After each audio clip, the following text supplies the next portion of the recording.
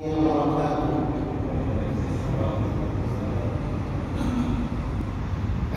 لله نحمده ونستعينه ونستغفره ونؤمن به ونتوكل عليه ونعوذ بالله من شرور أنفسنا ومن سيئات أعمالنا من يهده الله فلا مضل له ومن يضلل فلا هادي له ونشهد أن لا إله إلا الله وحده لا شريك له ونشهد أن محمدا عبده ورسوله صلى الله تعالى عليه وعلى آله وأصحابه وبارك وسلم تسليما كثيرا. أما بعد فأعوذ بالله من الشيطان الرجيم. بسم الله الرحمن الرحيم. أفلا يتوبون إلى الله ويستغفرونه والله غفور رحيم. وقال الله تبارك وتعالى وسارعوا إلى مغفرة من ربكم وجنة عرضها السماوات والأرض أعدت للمتقين. صدق الله العلي العظيم وصدق رسوله النبي الكريم ونحن على ذلك من الشاهدين والشاكرين والحمد لله رب العالمين. اللهم صل على محمد وعلى آل محمد كما صليت على إبراهيم وعلى آل إبراهيم إنك حميد مجيد. اللهم بارك على محمد وعلى آل محمد كما باركت على إبراهيم وعلى آل إبراهيم إنك حميد مجيد. معزز محترم قلبي مصليان الكرام، الحمد لله আল্লাহ সুবহানাহু ওয়া তাআলার দরবারে অসংখ্য অগণিত শুকরিয়া জানাচ্ছি, যিনি আমাদেরকে হাজার ব্যস্ততার মাঝেও পবিত্র জুমা বারে জুমার সালাত আদায়ের উদ্দেশ্যে আগেভাগে মসজিদে আসার তৌফিক দান করেছেন এবং রমাদান পূর্ব মহিমান্বিত মাস শাবানের দ্বিতীয় জুমাতে আজকে 11 শাবানের জুমাতে আল্লাহ রাব্বুল আলামিন আমাদেরকে উপস্থিত হওয়ার সৌভাগ্য দান করেছেন। 10 শাবানের জুমাতে আল্লাহ রাব্বুল আলামিন আমাদেরকে উপস্থিত হওয়ার সৌভাগ্য দান করেছেন।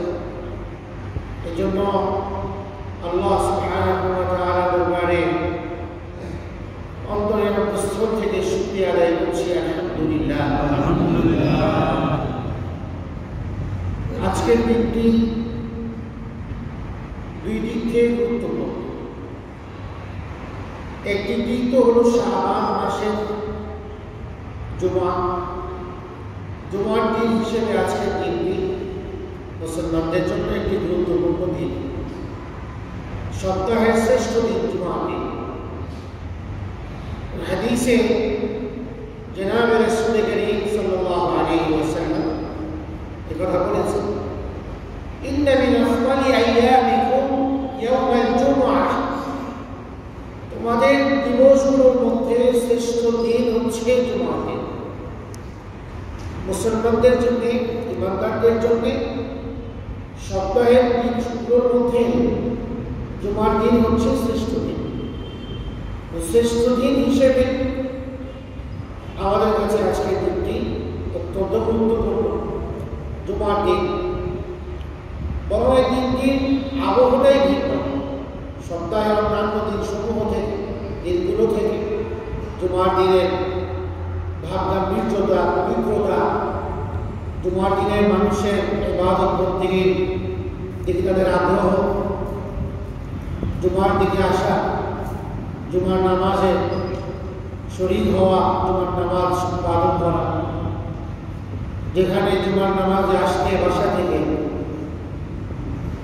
সওয়াবের কথা হাদিসে আসছে। জুমার দিনে কিছু সুন্নত রয়েছে, কিন্তু অন্যান্য দিনের কোনো সুন্নত নেই, অন্যান্য দিনের সাথে সম্পৃক্ত কোনো সুন্নত নেই যে আজকের দিনের এই সুন্নত।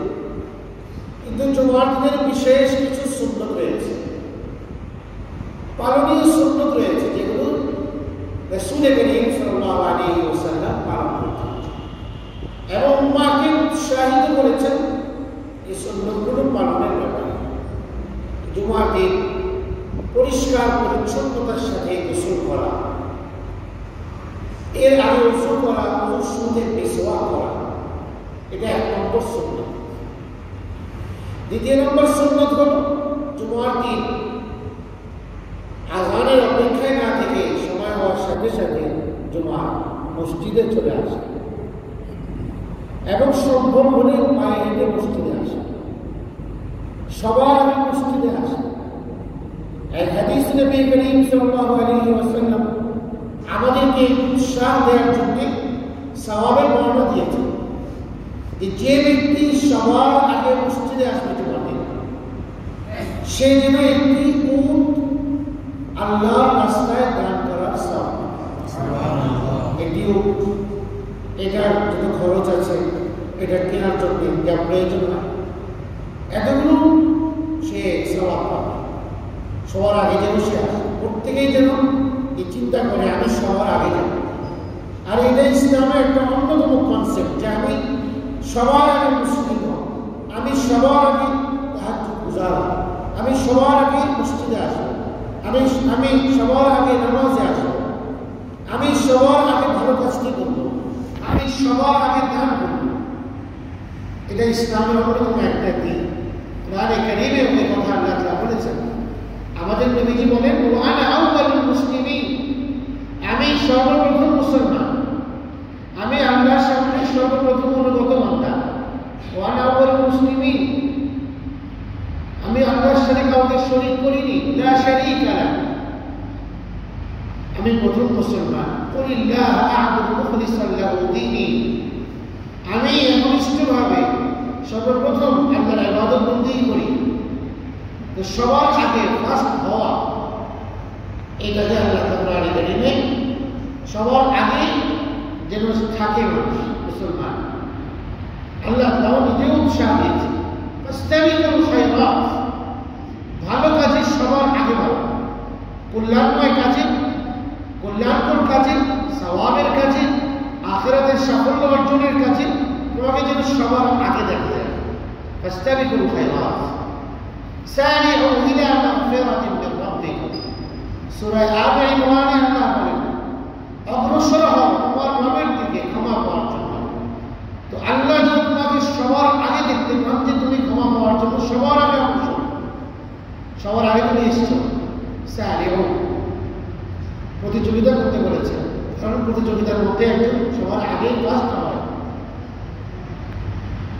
আল্লাহ তাআলা সূরা মুতাফফিফিন 30 নম্বর পারাতে অবস্থিত সূরা, এখানে জান্নাতীদের বেশ কিছু নিয়ামতের কথা বলে আল্লাহ বলছেন, ওয়া ফি যালিকা ফালিয়াতানাফাসিল মুতানাফিসুন, এই যে নিয়ামতগুলোর আলোচনা হলো, আলোচিত নিয়ামতগুলো অর্জনের ব্যাপারে প্রত্যেকেই যেন প্রত্যেক প্রতিযোগীদের প্রতিযোগিতা করা উচিত, কম্পিটিশন করা উচিত জান্নাতের নিয়ামত অর্জনে, আল্লাহর ক্ষমা অর্জনে, মাগফিরাত অর্জনে। সবার আগে যদি মসজিদে আসলে উট দান করার সওয়াব, সেকেন্ডে আসবে নবীজি বলেন আল্লাহর রাস্তায় গরু দান করার সওয়াব, এরপরে যে আসবে দুম্বা বা বকরি এগুলো দান করার সওয়াব, এরপরে যে আসবে চতুর্থ সে আল্লাহর রাস্তায় একটু মুরগি শ্রদ্ধা করার সওয়াব, এরপরে পঞ্চম যে আসবে বড় থেকে ছোট হচ্ছে, বড় থেকে ছোট পুরস্কার সবার আগে যিনি তার পুরস্কারটি অনেক বড়, সওয়াবের মাত্রাও বেশি, এরপরে যে সে কিছু টাকা, এরপরে যে সে কিছু টাকা, এভাবে যে পঞ্চম আসবে সে একটি ডিম দান করার সওয়াব। এটা হাদিসে আছে, সহিহ মুসলিমের হাদিস। বুঝাতে চান এই কথা যেন সবার মধ্যে একটা প্রতিযোগিতার মনোভাব থাকে। আজকে জুমার দিন তেজগাঁও কেন্দ্রীয় মসজিদে আমি সবার আগে যাব, আমি প্রথম মুসল্লি হব আজকের জুমা। এটা হচ্ছে নেককারের সিম্পটম, আল্লাহর সাথে সম্পর্ক এবং ঘনিষ্ঠতার প্রমাণ। এটা মসজিদের সাথে সম্পৃক্ত আগে আগে মসজিদে চলে যাওয়া, সবার আগে যিনি যান সবার পরে যিনি বের হন, এটা সফলতার আলামত। সবার আগে আসলাম, সবার পরে গেল। জুমার দিন ফেরেশতারা মসজিদের দরজাতে দাঁড়িয়ে যায়, লিস্ট করে, যারা জুমার নামাজ পড়তে আসে তাদের লিস্ট করে। যখন খুতবা শুরু হয় তখন তারা বসে যান, খাতাগুলো গুটিয়ে ক্লোজ। এখন আর কেউ আসবে নাম এগুলো তো হবে না, বন্ধ হয়ে গিয়েছে খাতা। যারা যাদের নামগুলো লিস্টেড, এই নামগুলো আল্লাহর কাছে উপস্থাপিত হবে যে আল্লাহ জুমাতে শরীক হয়েছে। তাহলে কি পরিমাণ আগে আসা উচিত? ফেরেশতাদের খাতা ক্লোজ হওয়ার আগে মসজিদে আসা উচিত। জুমার দিনের বৈশিষ্ট্য, শ্রেষ্ঠত্ব এটা। জুমার দিন আগে আসলে এই সওয়াব, অন্য কোনো দিন জোহরে আসলে এই সওয়াবের কথা হাদিসে আসে। আগে আসা ভালো, কিন্তু এই সওয়াবের কথা উল্লেখ নেই। জুমার দিনের দিকে সুন্নত মসজিদে আগে আগে আসে, পায়ে হেঁটে আসে, কোনো যদি অবলম্বতা না থাকে, ইমামের কাছাকাছি বসা, মনোযোগের সাথে খুতবা শোনা। খুতবা চলাকালীন সময় না নামাজ পড়ার অনুমতি আছে, না কথা বলার অনুমতি আছে, না গান বক্স চালানোর অনুমতি আছে, কোন অনুমতি নেই। ইযা খারাজাল ইমাম ফালা সালাতা ওয়ালা কালাম, সহিহ বুখারীর হাদিস। যখন ইমাম মিম্বরে ওঠে তখন আর না নামাজ পড়ার সুযোগ আছে, না কথা বলার অনুমতি আছে ইসলামে। এমনকি হাদিসে আসছে কথা যে কোনো ব্যক্তি পাশে একটু কথা বলছে তাকে ইশারা করে এভাবে দেখানো, এটাও নিষেধ, এটাও নিষেধ। অত্যন্ত গর্হিত কাজ খুতবা চলাকালীন সময়ে খুতবা শোনা ছাড়া অন্য কোনো কাজে মগ্ন থাকা। কোনো ব্যক্তি যদি খুতবার সময় মসজিদে আসলো, তার তাহিয়াতুল মসজিদ করার সুযোগ নেই। তাহিয়াতুল মসজিদ, দুখুলুল মসজিদ, মসজিদ এগুলো অনেক সওয়াব, কিন্তু হাদিসের ব্যাখ্যা বুঝতে হবে। আমি আসলাম, খুতবা চলছে, খুতবা শোনা ওয়াজিব, খুতবা দেওয়া ওয়াজিব, আর তাহিয়াতুল মসজিদ করা নফল। কোনটার গুরুত্ব বেশি আপনার কাছে, আমার কাছে? নফল না ওয়াজিব? ওয়াজিব। খুতবা শোনা ওয়াজিব। এখন যদি কেউ এসে নফলে দাঁড়িয়ে যায় তো ওয়াজিব আদায়ের মধ্যে বিঘ্নতা সৃষ্টি হবে, গুনাহ হবে। নফল বর্জনে গুনাহ নেই, হ্যাঁ সওয়াব হবে না, কিন্তু ওয়াজিব বর্জনে গুনাহ হয়েছে। এটা আল্লাহর হুকুম, এটা আল্লাহর আদেশ। ইয়াসতামিউনা যিকরা, যেখানে ফেরেশতারা খাতা ক্লোজ করে বসে যায় খুতবা শোনার জন্য, খুতবার আহমিয়ত এবং তার গুরুত্ব কত বেশি, ফেরেশতারা পর্যন্ত খাতা বন্ধ করে দেয়। এই ছয়টি সুন্নাত জুমার দিন বিশেষভাবে, এটা জুমার দিনের স্পেশালিটি, এটা এই সুন্নাতগুলো। এই ছয়টি সুন্নাত পালন করলে নবীজি হাদিসে একটি সওয়াবের কথা বলেছে, অনেক বড় পুরস্কার।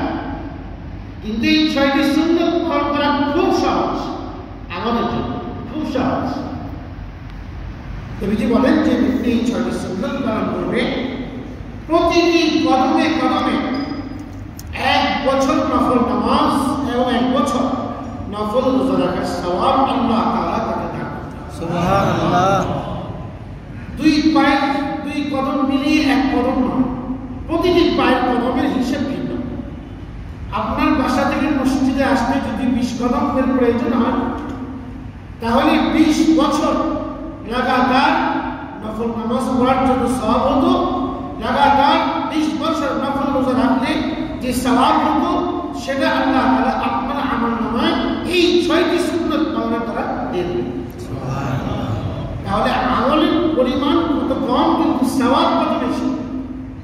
কানা লাহু বিকুল্লি খুতওয়াতিন আজরু সানাতি কিয়ামিহা ওয়া সিয়ামিহা। এক বছরে নফল রোজা এবং নফল নামাজের সওয়াব এই নিজের হাদিস। হযরত শাদ্দাদ ইবনে আওস রাদিয়াল্লাহু আনহু থেকে বর্ণিত হাদিস। 6টি কাজ। এই জুমার দিনের স্পেশালিটি, জুমার দিনের বৈশিষ্ট্য এটা, এই 6টি সুন্নাত পালন করা। জুমার দিন সূরা কাহফ তিলাওয়াত করা জুমার দিনের সুন্নাত। যে ব্যক্তি জুমার দিন সূরা কাহফ পড়ল, এক সপ্তাহ আল্লাহ তাআলা সামনে তার জন্য আলো তৈরি করে দেবেন। এই আলোতে সে হিদায়াতের উপর প্রতিষ্ঠিত থাকতে পারবে। আল্লাহ আলাহু নূর, আল্লাহ তাআলা আলো সৃষ্টি করবেন তার জন্য। মান ক্বারা সূরাতাল কাহফি ইয়াউমাল জুমআহ, যে জুমার দিন সূরা কাহফ তিলাওয়াত করবে, এটা জুমার দিনের বৈশিষ্ট্য। এই দিনে এই সূরা পড়লে এই ফজিলত। জুমার দিন ভালো পোশাক পরা, জুমার দিন আদর খুশবু ব্যবহার করা এটা সুন্নাত। ওয়ালিয়ামুসসা তাইয়িবান, হাদিসে আসছে জুমা যে পড়তে যাবে সেই জন্য আদর খুশবু ব্যবহার করে যায়। মান আতা ইয়াউমাল জুমআতা ফালইয়াগতাসিল, জুমার দিন যিনি গোসল করে, জুমার দিনের জন্য গোসল করা সুন্নাত। ফালইয়াগতাসিল হাদিসে আছে সেজন্য গোসল করে, জুমার দিন সুন্নাত বৈশিষ্ট্য। জুমার দিনের ব্যাপারে হাদিসে এসেছে জুমার দিন শ্রেষ্ঠ দিন। শ্রেষ্ঠ দিনে একটা শ্রেষ্ঠ কাজ আমাদের করতে হয়, সে কাজটি হলো জুমার দিন বেশি বেশি দরুদ শরীফ পাঠ করা। ইন্না মিন আফদালি আইয়ামিকুম ইয়াউমাল জুমআহ ফাআকথিরু আলাইয়া মিনাস সালাতি ফি ফাইন্না সালাতাকুম মা'রুদাতুন আলাইহি। নবীজি বলেন তোমাদের শ্রেষ্ঠ দিন হচ্ছে জুমার দিন, সুতরাং তোমরা এই দিনে আমার প্রতি বেশি বেশি দরুদ পাঠ করো, বেশি বেশি দরুদ পড়ো। তোমাদের কঠিন দরুদ করো, আল্লাহ তাআলা ফেরেশতা কর্তৃক আমার কাছে পৌঁছে দেন। এজন্য হাদিসে কথা এসেছে যে ইমানদার ব্যক্তি একবার দরুদ শরীফ পাঠ করবে, তার নাম সহ, বাবার নাম সহ, অমুকের সন্তান আপনার প্রতি দরুদ পড়েছে। রাসূলের কাছে দরুদ পাঠকারী ব্যক্তি বাবার নাম সহ পেশ করা হয়। এবং এই দরুদের আমলটি এমন আমল যে আমলের স্বয়ং আল্লাহ রাব্বুল আলামিনও শরীক হয়েছে। ইন্নাল্লাহা ওয়া মালাইকাতাহু ইউসাল্লুনা আলান নবী, আল্লাহ নবীর প্রতি দরুদ পড়ে। তো আল্লাহর দরুদের অর্থ হলো রহমত বর্ষণ করে।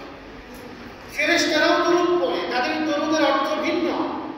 তাদের দরুদ পাঠের অর্থ হলো নবীর জন্য মাগফিরাতের দোয়া করেন তারা। তো মাগফিরাতের দোয়া করেন মানে নবীর কোনো গুনাহ নেই, তো ক্ষমা চাওয়ার অর্থ হলো ক্ষমা কি কারণে চাওয়া, গুনাহের কারণে। আর এখনো যার গুনাহ নেই কিন্তু মর্যাদা বৃদ্ধির জন্য মাগফিরাত কামনা করা, ক্ষমা চাওয়া, ইস্তেগফার করা, দুই কারণ, গুনাহ থেকে মাফ পাওয়ার জন্য। আর এগুলো প্রোটেকশন, এটা ইস্তেগফারের দ্বারা আল্লাহ তাআলা ইস্তেগফার পাঠকারী ব্যক্তিকে গুনাহ থেকে হেফাজত করে, নিরাপদে রাখে। তো গুনাহ মর্যাদা বৃদ্ধির মাধ্যম, গুনাহ পবিত্র থাকার বড় মাধ্যম গুনাহ থেকে ইস্তেগফার গুনাহ থেকে পবিত্র থাকার মাধ্যম। ইস্তেগফার দ্বারা গুনাহ থেকে পবিত্র হওয়া যায়, আবার ইস্তেগফার দ্বারা গুনাহ থেকে পবিত্র থাকা যায়। গুনাহ থেকে পবিত্র হওয়া যায়, ইস্তেগফার দ্বারা গুনাহ থেকে পবিত্র থাকাও যায়। এগুলো ইস্তেগফারের সুফল। আল্লাহ তাআলা ইমানদারকে বলেন ইয়া আইয়ুহাল্লাযীনা আমানু সাল্লু আলাইহি ওয়া সাল্লিমু তাসলিমা, হে ইমানদারগণ তোমরাও তার প্রতি দরুদ পড়ো। ওয়া সাল্লিমু তাসলিমা, এবং তাকে সালাম দাও, তাকে সালাম দাও। তো দরুদ পাঠ করা আল্লাহ তাআলার নির্দেশ যে আমরা দরুদ পড়ি। সারা দিন মাস জুমার দিন দরুদময় এক পরিবেশ তৈরি করা, দরুদের গুঞ্জরণে চারপাশ সঞ্চালিত হবে, ঘরে বাইরে যেখানেই থাকি না কেন দরুদ পাঠ করতে থাকি সারা দিন মাস জুমার রাত থেকে। দরুদ যেটা সহজ বড় দরুদ হোক, নামাজে আমরা যে দরুদ ইব্রাহিম করি এটাও আপনি করতে পারেন, অথবা আপনি চাইলে এতটুকুন করতে পারেন আল্লাহুম্মা সাল্লি আলা মুহাম্মদ, এতটুকুন করলেও দরুদ হয়ে যায়। সাল্লাল্লাহু আলাইহি ওয়াসাল্লাম দরুদ কমপ্লিট। সাল্লাল্লাহু আলা মুহাম্মদ সাল্লাল্লাহু আলাইহি ওয়াসাল্লাম দরুদ কমপ্লিট হয়ে গেছে। ওয়াসাল্লাল্লাহু আলা নবিয়্যিল উম্মি দরুদ হয়ে গেছে। আপনি চাইলে ছোট্ট করে করতে পারেন, ছোট্ট করে বললে বেশি সংখ্যক পাওয়া যাবে, সময় পাওয়া যাবে। আল্লাহুম্মা সাল্লি আলা মুহাম্মদ এতটুকু করলেও দরুদ হয়ে যায়। এটা জুমার দিনের স্পেশাল আমল, জুমার দিন বেশি বেশি দরুদ পাঠ করা। আর নবী করিম সাল্লাল্লাহু আলাইহি ওয়াসাল্লাম সালাম পেশ করতে হলে যে সালাম আমরা তাশাহুদের মধ্যে পাঠ করে থাকি, আসসালামু আলাইকা আইয়ুহান নবী ওয়া রাহমাতুল্লাহি ওয়া বারাকাতুহু।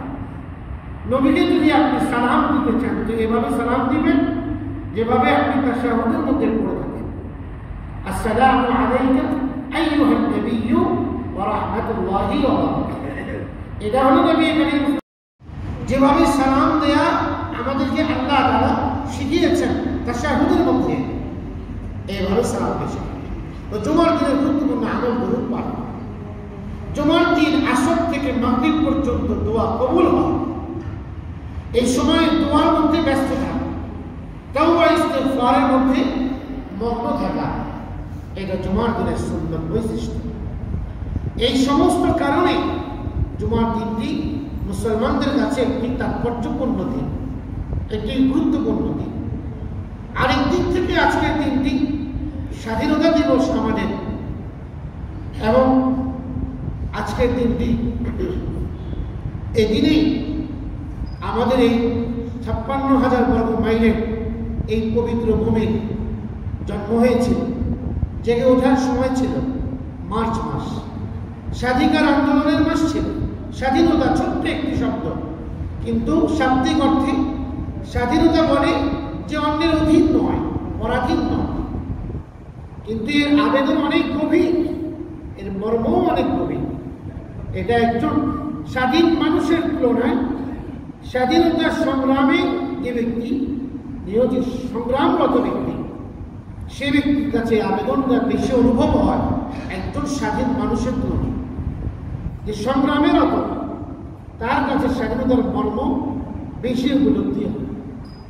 এমন একটি শব্দ স্বাধীনতা আল্লাহ তাআলা বিরাট নিয়ামত। স্বাধীনতা ইসলাম আমাদেরকে দিয়েছে, মুসলমানদেরকে স্বাধীনতা ইসলাম দিয়েছে। না হয়তো ইসলামের বিধিবিধানগুলো পালন করাই সম্ভব নয় যদি স্বাধীনতা না থাকে। ইসলাম দিয়েছে স্বাধীনতা, স্বাধীনভাবে বেঁচে থাকার সুযোগ দিয়েছে ইসলাম মানুষ হিসেবে। আমরা সেই জাহেলিয়াতের গল্প শুনেছি, জাহেলিয়াতের বর্বর যুগের সেই গল্প আমরা পড়েছি। এই বেদুইন আরব লোকগুলো কিভাবে ইসলামের সুশীতল ছায়াতলে আশ্রয় নিয়েছে, কেন নিল? ইসলামের যে স্বাধীনতা, ইসলামের যে ভ্রাতৃত্ববোধ, ইসলাম যে শান্তি এবং শৃঙ্খলতার ধর্ম, দিন, ইসলাম যে মুক্তির ধর্ম, মানুষকে মুক্তির ফর্মুলা পেশ করে, এগুলো দেখেই তো সেই বেদুইন লোকগুলো ইসলামের সুশীতল ছায়াতলে আশ্রয় নিয়েছে। ইসলাম মানুষের স্বভাবের মধ্যে 9 মাসে স্বাধীনতা অর্জন হয়।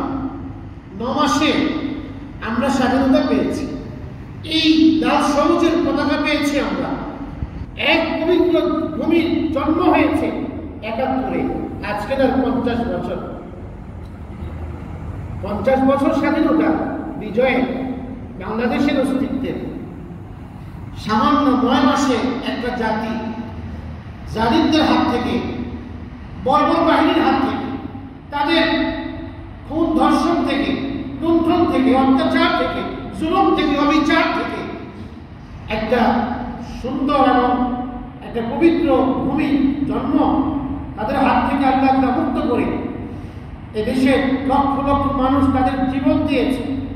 দেশ মানুষ কল্যাণ, মানুষের জন্যে, ইসলামের জন্যে, মুসলমানদের জন্যে, দেশের সর্বস্তরের মানুষের জন্য, যাদের ত্যাগে আজকে আমরা স্বাধীনতা পেয়েছি, তাদেরকে আমরা, তাদের জন্য আমাদের দোয়া করা, তাদের হক এটা আমাদের কাছে, তাদের কল্যাণের দোয়া করা, তাদের ক্ষমার দোয়া করবো আল্লাহর কাছে। আল্লাহ, তাদের রক্তের বিনিময়ে আমাদের এই লাল সবুজ আমরা অর্জন করেছি, লাল সবুজের পতাকা পেয়েছি এবং এই পতাকা প্রতিষ্ঠিত হয়েছে। সুতরাং তাদের জন্য দোয়া করা, তাদের এই ত্যাগ জন্য আল্লাহ কবুল করে, এটার জন্য দোয়া করা, এটা আমাদের উপর তাদের হক, এটা আল্লাহর নিয়ামত। মনে করতে হবে আমার দেশের স্বাধীনতা সার্বভৌমত্বের যেন হেফাজত হয়।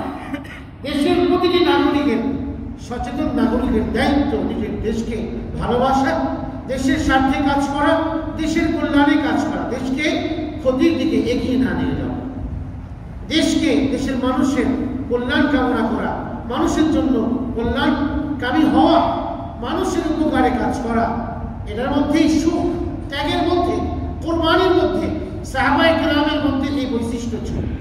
ওয়ায়ুসিরুনা আলা আনফুসিহিম, সাহাবায়ে কেরাম নিজের উপরে আরেক ভাইকে প্রাধান্য দিয়েছে, অথচ নিজের উপরে আছে। ওয়ালাউ কানা বিহি খাসাসা আমান ইউকা শুহা নাফসিহি, আল্লাহ বলেন যে নির্লোভ হবে যে সে সফল হবে। ফাউলাইকা হুমুল মুফলিহুন।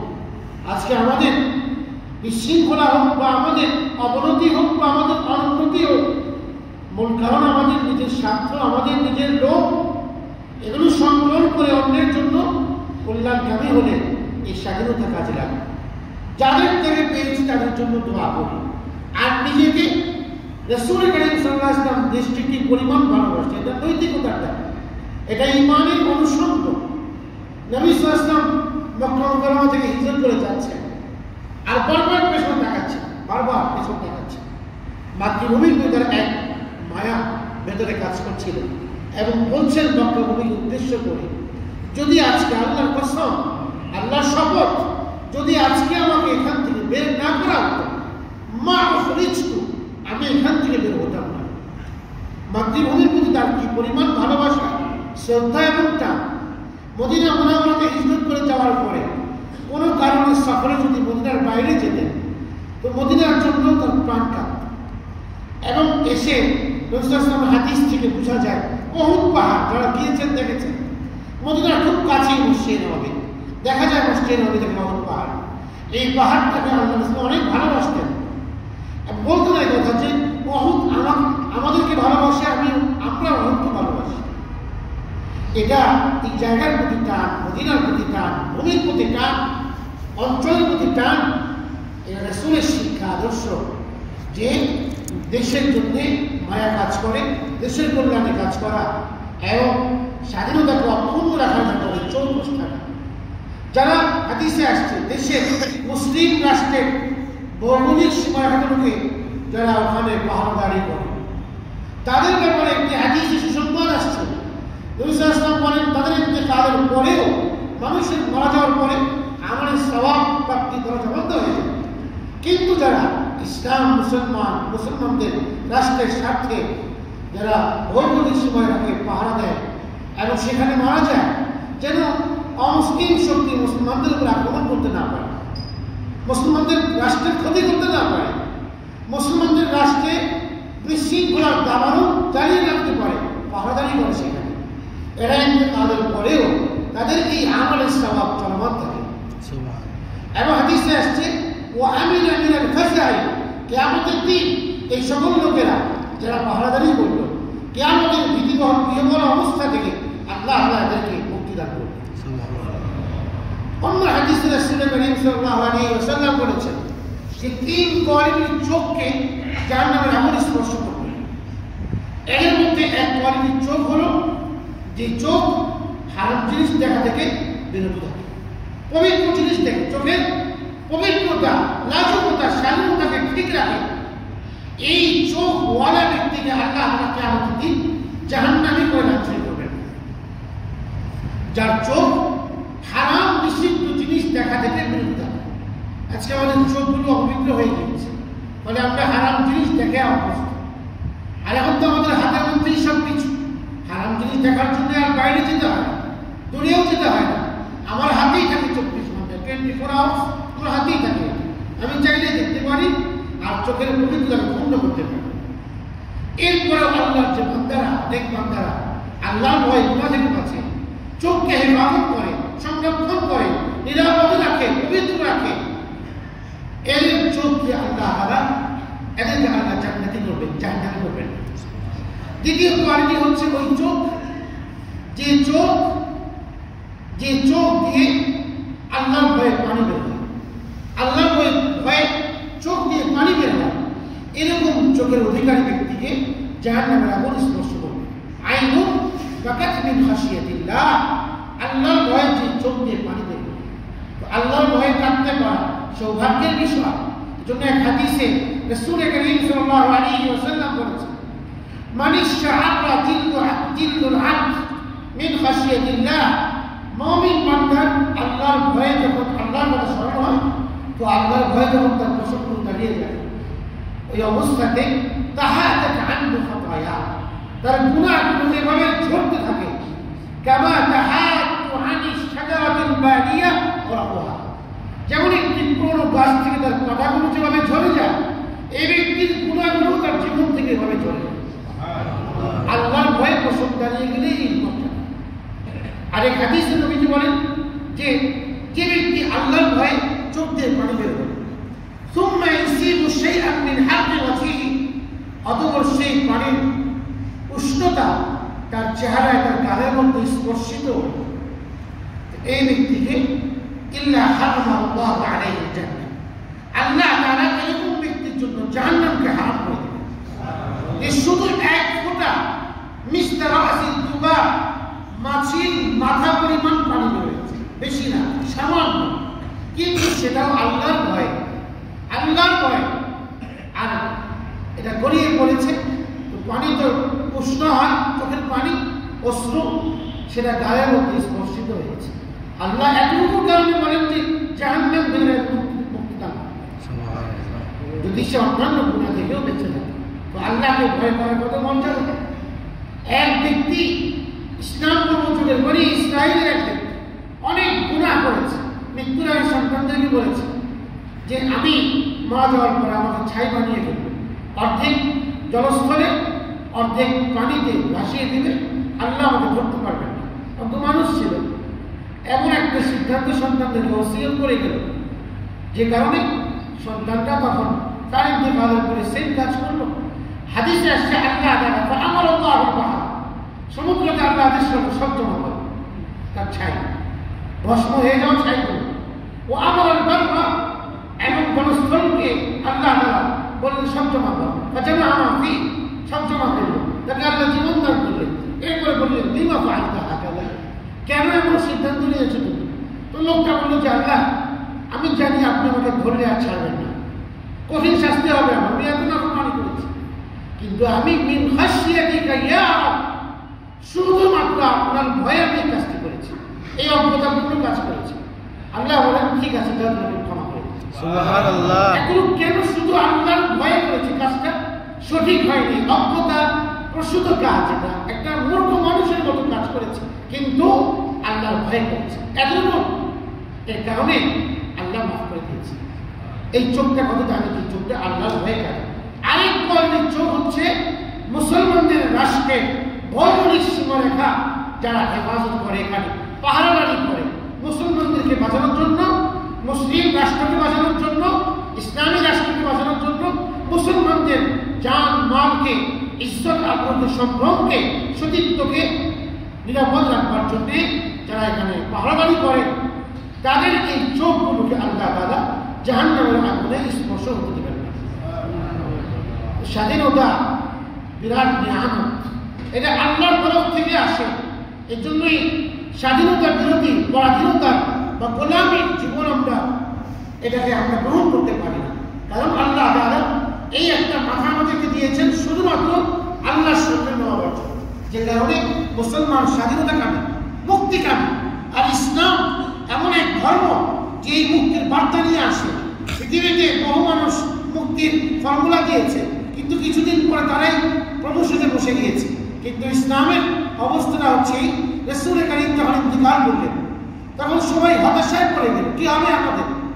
হযরত আবু বকর সিদ্দিক রাদিয়াল্লাহু আনহু তখন ইসলামের মূল নির্দেশটাকে ফুটিয়ে তুললেন, বললেন মান কানা ইয়াবুদু মুহাম্মাদান ফাইন্না মুহাম্মাদান কাদ মাত। যে মুহাম্মাদের ইবাদত করত, তো মুহাম্মদ তো মারা গেছে।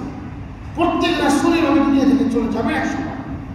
ওমান কানা ইয়াবুদুল্লাহ ওয়াহদা, আর যে আল্লাহর ইবাদত করেছে, ফাইন্নাল্লাহ হাইয়্যুন লা ইয়ামুত, আল্লাহ তো চিরঞ্জীব, কখনোই মৃত্যুবরণ করবেন না। তো এই যে ইসলামের মৌলিক সার নির্দেশ আল্লাহর ইবাদত, মাথা নত হবে তো আল্লাহর সামনে। ইসলাম কারো সামনে মাথাকে বন্ধক রাখার নির্দেশ দেয় না, একমাত্র আল্লাহর সামনে নত হওয়া ছাড়া। এটা স্বাধীনতা, এটাকে স্বাধীনতা বলে। আল্লাহর গোলামীর মধ্যে মুসলমানদের প্রকৃত স্বাধীনতা নিয়ে, আল্লাহর গোলামীর মধ্যে, দাসত্ব বোধের মধ্যে মানুষের স্বাধীনতা রয়েছে। কিন্তু আল্লাহ শুধু আল্লাহর সামনে নত হওয়া ছাড়া এই মাথাকে আর কারোর সামনে নত হতে পারে না। এটা ইসলামের কনসেপ্ট। এর জন্য হযরত সৈয়দ আবুল হাসান আলী নাদভী রাহমাতুল্লাহি আলাইহি মুসলমানদের অধঃপতনে বিশ্ব কি হারালো একটি বই লিখেছেন। এই বইতে তিনি লিখেছেন এই কথা যে মুসলমান যদি তাদের রাষ্ট্রে, তাদের অঞ্চলে মুসলমানদের দ্বারা অঞ্চল শাসিত হয়, তো এখানে মুসলমানরাও নিরাপদ, অমুসলিমরাও নিরাপদ। আজকে আমাদের দেশে যে সম্প্রীতিকর অবস্থা, সবার মধ্যে এদেশে মুসলমান বসবাস করছে, এদেশের মুসলমানদের কাছে এদেশের অমুসলিমরা কতটা নিরাপদ। এদেশের অমুসলিমরা এদেশের মুসলমানদের কাছে অনেক নিরাপদ। এটা ইসলামের শিক্ষা, এটা ইসলাম। খামাখা অমুসলমানদের হাত তুলতে কখনো ইসলাম বলে না কথা। তো মুসলমানদের হাতে যদি রাষ্ট্র থাকে, মুসলমানদের দ্বারা যদি রাষ্ট্র পরিচালিত হয়, তাহলে এখানে মুসলমানরাও নিরাপদ থাকবে, অমুসলিমরাও নিরাপদ থাকবে। আর উনি বলেছেন যদি অমুসলিমদের হাতে মুসলমানদের রাষ্ট্র পরিচালিত হয় বা অমুসলিমদের পরামর্শে, তাহলে মুসলমান অনিরাপদ হবে, অমুসলিমরাও অনিরাপদ হবে। আমাদের স্বাধীনতা আজকে আমরা আল্লাহর কাছে নিয়ামতের শুকরিয়া আদায় করি। অল্প সময়ে আল্লাহ তাআলা আমাদেরকে স্বাধীনতা দিয়েছেন, স্বাধীনভাবে চলতে দিয়েছেন। আজকে ফিলিস্তিন কত বছর যাবত স্বাধীনতার সংগ্রামে অগ্র, স্বাধীনতা পাচ্ছে না। চেচনিয়া, বসনিয়া, সেখানে স্বাধীনতার জন্য তারা কি করছে, কিন্তু সেখানে তো এখনো স্বাধীনতা হয় না। কাশ্মীর কত বছর যাবত স্বাধীনতা কেন হচ্ছে না সেখানে, কিন্তু আমাদের কাছে নিয়ামত অল্প সময় দিয়েছেন। শুকরিয়া আদায় করা কর্তব্য আমাদের আল্লাহ তাআলার শুরুতে। দ্বিতীয়ত, যাদের থেকে দেশ মেলা, যাদের থেকে, যাদের রক্তস্নাত, রক্ত বিধৌত এই লাল সবুজের পতাকা আমরা পেয়েছি, তাদের জন্য দোয়া, তাদেরকে সম্মানের সাথে স্মরণ করে আল্লাহর কাছে তাদের জন্য দোয়া করা, তাদের হক আদায় করা, তাদের জন্য ক্ষমা প্রার্থনা করা এবং তাদের মাগফিরাতের দোয়া করা। যারা শাহাদাত বরণ করেছে মুসলমানদের স্বার্থে, মুসলমানদের রাষ্ট্রের স্বার্থে, ইসলামের স্বার্থে, বিশুদ্ধ নিয়তে শহীদ হয়েছে, তাদের জন্য দোয়া করা। আল্লাহ তাদের এই কোরবানিকে কবুল করে, আল্লাহ তাদের এই ত্যাগকে কবুল করে। আর আল্লাহ তাআলার গোলামি, তার হুকুম মানার মধ্যে আমাদের প্রকৃত স্বাধীনতা। এজন্য ইসলাম যুগ থেকে গোলামবাদের একটা প্রচলন ছিল।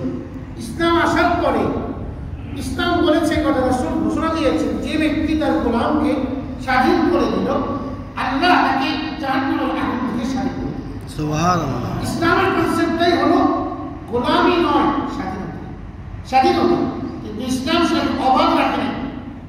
আল্লাহ তাআলা আমাদের কল্যাণই দিবেন, অকল্যাণ থেকে আল্লাহ আমাদেরকে হেফাজত করবেন। শাবান মাস, দ্বিতীয় বিষয়, দুটি বিষয়ে আলোচনা করলাম। জুমার বিষয়, দ্বিতীয় হচ্ছে স্বাধীনতার বিষয়। আমাদের কাজ হলো আল্লাহর গোলামি করা। আর যারা স্বাধীন হয়েছে, যাদের থেকে এই দেশের স্বাধীনতা পেলাম, তাদের জন্য দোয়া করা, তাদের কোরবানিকে স্মরণ করা, তাদের ভালো গুণগুলোর আলোচনা করা, এটাই আমাদের কাজ। আর দেশের জন্য, জাতির জন্য, দেশের মানুষের জন্য নিজেকে কল্যাণকামী হওয়ার চেষ্টা করে। দেশের ক্ষতি আমার দ্বারা যেন না হয়, আমার সামনে যেন আমার দেশের ক্ষতি না হয়। আমাকে দেশের প্রতি সেই টান, সেই ভালোবাসা, এটা ইসলাম আমাকে রাখতে করে এটাকে জিয়ে রাখতে পেরেছে। এই কনসেপ্টগুলো অর্জন করা। আর 3 নম্বর বিষয় হচ্ছে সামনে লাইলাতুল বারাত আসছে। শবে বারাত আমরা যাকে বলি, সোমবার দিবাগত রাত শবে বারাত, বা হাদিসের ভাষায় তাকে বলে লাইলাতুল নিসফি মিন শাবান, অর্থাৎ শাবান মাসের অর্ধ শাবানের রাতে বা পঞ্চদশ রাত্রি, শাবান মাসের 14 তারিখ দিবাগত রাত। এটাকে আমরা শবে বরাত নামে চিনি বা লাইলাতুল বারাত নামে চিনি, কিন্তু হাদিসের শব্দ হচ্ছে লাইলাতুল নিসফি মিন শাবান, অর্থাৎ শাবানের মধ্যরাত। এই রাত এর ব্যাপারে এর মর্যাদা ইসলামে আছে কিনা, এ ব্যাপারে দুটি দল বাড়াবাড়ি স্বীকার। এক দল বাড়াবাড়ি করে যে ইসলামে শবে বরাত বলতে কিছুই নেই, এটাও সম্পূর্ণ গলত কথা, এটা অতিরঞ্জিত। আরেক দল শবে বরাতকে বানিয়ে ফেলেছে হালুয়া খাওয়ার মাধ্যমে উৎসব, এটাও ছাড়াছাড়ি। আজকে আমাদের অঞ্চলে এই সমস্যাটা হয়েছে, বাড়াবাড়ি এবং ছাড়াছাড়ির কবলে শবে বরাত। আরেকটা শ্রেণী আছে আমরা মাঝখানে, আমরা বলি যে সহিহ হাদিসের আলোকে লাইলাতুল বারাতের প্রমাণ রয়েছে, মর্যাদা স্বীকৃত বিষয়। 1-2টি হাদিস না, বহু হাদিস আছে। এবং যারা এই লাইলাতুল বারাত কেন্দ্র করে বিভিন্ন প্রথা এবং রিওয়াজের প্রচলন করেছে, আমরা সেগুলোর বিরোধী। ওগুলোর সাথে লাইলাতুল বারাতের কোনো সম্পর্ক নেই। ইসলামে শবে বরাতের অস্তিত্ব আছে, তবে যতটুকু আছে ততটুকু পালন করতে হবে, এর বেশি না। নিজের থেকে বানিয়ে মন করা ভাবে কোনো রাসূলুল্লাহ বলেন ইন্নাল্লাহা ইয়াসতালিহু ফি লাইলাতিন নিসফি মিন শাবান ইলা খালকিহি, আল্লাহ তাআলা লাইলাতুল নিসফি মিন শাবান বা শবে বরাতে, এই বরাতের রাতে আল্লাহ তাআলা বান্দাদের দিকে মনোনিবেশ করেন। ফায়াগফিরু লিজামিই খালকিহি, আল্লাহ তার সমস্ত সৃষ্টিকে মাফ করে দেন। 2 শ্রেণীর মানুষ ছাড়া, ইল্লা লিল মুশরিকিন, যে শিরকে লিপ্ত, তাকে আল্লাহ মাফ করেন না এই পবিত্র রাতে।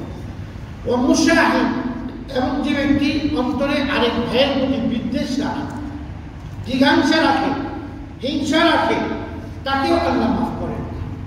এই 2 শ্রেণী ছাড়া, মুশরিক, শিরকে লিপ্ত, অথবা বিদ্বেষ আছে তার ভেতরে আরেকজনের প্রতি, এরকম ব্যক্তি, এরকম উভয় ব্যক্তিকে, উভয় শ্রেণীকে আল্লাহ তাআলা সে রাতে মাফ করেন না। এদের ছাড়া সবাইকে আল্লাহ মাফ করে দেন। এই হাদিসটি বিশুদ্ধ এবং সহিহ। এই হাদিসের বর্ণনাকারী সকলেই গ্রহণযোগ্য রাবী বর্ণনাকারী। এই হাদিস সহিহ। এরকম আরো সেই হাদিস আছে, ইনশাআল্লাহ সামনে বলবো সোমবারে। এই হাদিসের আলোকে বোঝা যায় যে লাইলাতুল বারাতের মর্যাদা ইসলামের স্বীকৃতি। এবং লাইলাতুল বারাতের কি আমল, নফল নামাজ পড়া, বাকি বিশেষ নিয়মের নফল নামাজ নেই, বিভিন্ন বাজারে নিয়মের নামাজ, এটা কোনো হাদিস দ্বারা প্রমাণিত নয়। বরং স্বাভাবিক নফল নামাজ যেভাবে পড়ি সেগুলো কি খুব লম্বা, দীর্ঘ রুকু, দীর্ঘ সিজদা, দীর্ঘক্ষণ সময় দাঁড়িয়ে সূরা কিরাত পড়ে, এইভাবে খুব গুণগত মানের সাথে দীর্ঘ নফল নামাজ পড়া, এরপরে দোয়া করা, আল্লাহর কাছে ক্ষমা চাওয়া। আল্লাহ কোরআনে বলেছেন আফালা ইয়াতুবুনা ইলাল্লাহ, তারা কেন আল্লাহর কাছে তওবা করে না, ওয়া ইস্তাগফিরুনাহু, কেন আল্লাহর কাছে ইস্তিগফার করে না। আল্লাহ তো ক্ষমা করেন, আল্লাহ গফুরুর রহিম, আল্লাহ তো ক্ষমা করার জন্য বসে আছে। বরং লাইলাতুল বারাতে আল্লাহ তাআলা বলতে থাকেন, ঘোষণা করতে থাকেন আলা মুস্তাগফিরিন ফাআগফির লাহু, কে আছো আমার কাছে ক্ষমা চাও, তাকে আমি ক্ষমা করে দেব। আলা মিন মুস্তারহামিন ফাআরহামাহু, কে আছো রহমত চাও, তাকে আমি রহমত দিয়ে করে দেব। কে আছে এমন আলা মিন মুবতালিন ফাআফিয়াহু, যে রোগে আক্রান্ত, পেরেশানিতে আছো, সমস্যাতে আছো, কে আছে এমন চাও আমার কাছে, আমি সব সমস্যা সমাধান করে দেব, রোগ বলা দূর করে দেব, অসুস্থতা দূর করে দেব। ফাআফিয়াহু আলা কাযা আলা কাযা হাত্তা ইয়াতলি আল ফজর, ফজর পর্যন্ত, সুবহ সাদিক পর্যন্ত আল্লাহ তাআলা এভাবে ডাকতে থাকেন, কে আছো বিপদগ্রস্ত, চাও সাহায্য আমার কাছে, আমি তোমাকে সাহায্য করব, উদ্ধার করব। কে আছো রিজিক চাও, কে আছো ক্ষমা চাও, কে আছো ক্ষমা করছো আমার কাছে। এগুলো আল্লাহ বলতে থাকে। এই রাত হচ্ছে ক্ষমা পাওয়ার রাত, এই রাত হচ্ছে মুক্তি পাওয়ার রাত জান্নাত থেকে। এই জন্য এর নাম হচ্ছে শবে বরাত। বরাত মানে মুক্তি। এই রাতের কাজ হচ্ছে, এর বাইরে কোনো কাজ নেই। আপনি তিলাওয়াত করবেন, নামাজ পড়বেন, দান করবেন, এগুলোই আমল। ইস্তেগফার করবেন, দোয়া করবেন, মুনাজাত করবেন, জিকির করবেন, এগুলোই আমাদের আমল। এর বাইরে হালুয়া রুটির কোনো আমল নেই, এগুলোর সাথে কোনো সম্পর্ক নেই। আমাদের কনফেকশনারিগুলোর মধ্যে দেখা যায় যে বিভিন্ন আকৃতির রুটি তৈরি করা হয়, বিভিন্ন প্রাণীর আকৃতি। এগুলো মূর্তি পূজার সাথে সাদৃশ্য হওয়ার কারণে চরম অপরাধ। এটা খাদ্যকে একটা কচ্ছপের মানে কুমিরের সাথে, কুমিরের আকৃতি রুটি বানিয়ে ফেলেছে, বিক্রি হচ্ছে।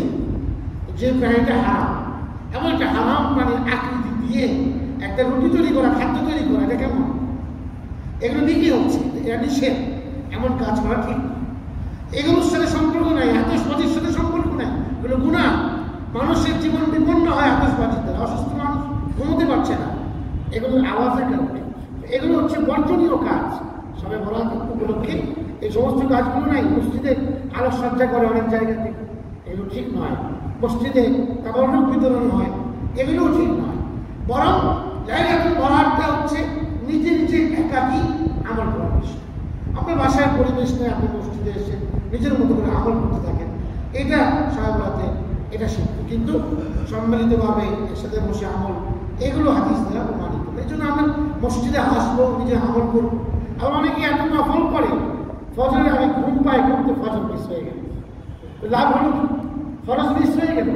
এই জন্য হাদিসে আসছে আপনি এক রাকাত নফল করলেন না, এশা জামাতে করলেন, ফজর জামাতে করলেন। হাদিসে আসছে সারা রাত নফল করা সুবহানাল্লাহ। হাদিসে আসছে এশার নামাজ জামাতে করলো, কোরআন নামাজ পড়ার সওয়াব পাবে। ফজর সওয়াব করলো জামাতে, তাহলে সারা রাত নামাজ পড়া সওয়াব পেয়ে যাবে। এইভাবে আবার অনেকেই রাকাতের সংখ্যা প্রতিযোগিতায় লিপ্ত হয়, যে কে কত বেশি আজকে করতে পারে। দেখা যায় কাজ করতে গিয়ে গুণগত মান নষ্ট হয়। 2 রাকাত করো খুশু খুশুর সাথে, 10 রাকাত দরকার নেই। 2 রাকাত 10 রাকাতের চেয়ে অনেক দাম না।